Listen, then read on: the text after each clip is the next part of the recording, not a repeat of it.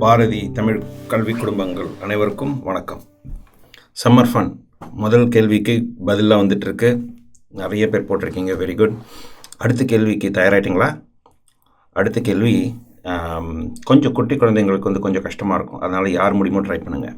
நம்ம என்ன பண்ண போகிறோம்னா, ஒரு பெரிய தமிழ் வார்த்தை எடுத்துக்கிட்டு அதுக்குள்ளே ஒழிஞ்சிட்டு இருக்கிற குட்டி குட்டி தமிழ் வார்த்தையெல்லாம் கண்டுபிடிக்க போகிறோம்.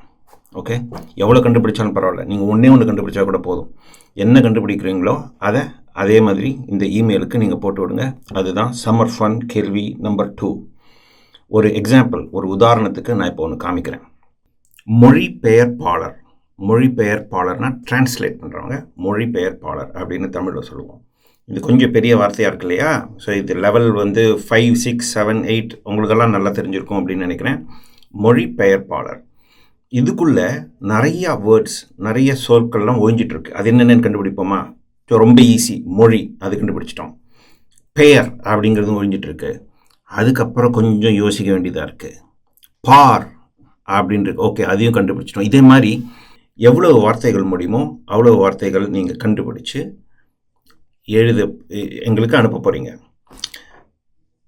என்ன வார்த்தை தெரியுமா? பல்கலைக்கழகம். பல்கலைக்கழகம்னா யூனிவர்சிட்டி அப்படின்னு அர்த்தம். அந்த பல்கலைக்கழகத்துக்குள்ளே எவ்வளோ வார்த்தைகள் உங்களால் கண்டுபிடிக்க முடியுமோ கண்டுபிடிச்சு இந்த இமெயில் ஐடிக்கு நீங்கள் அனுப்புங்க. நன்றி.